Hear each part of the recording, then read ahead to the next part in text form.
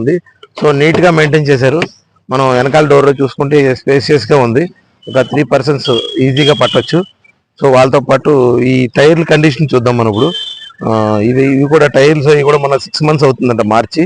So tier condition వచ్చి ఇంచుమించు 80% ఉంది అనుకుంటున్నాను. ఎందుకంటే బాగుంది, రీబటన్ బాగుంది, ఈ టైర్ కండిషన్ కూడా బాగుంది. సో మిగతా టైర్స్ అన్ని కూడా సేమ్ బాగున్నాయి.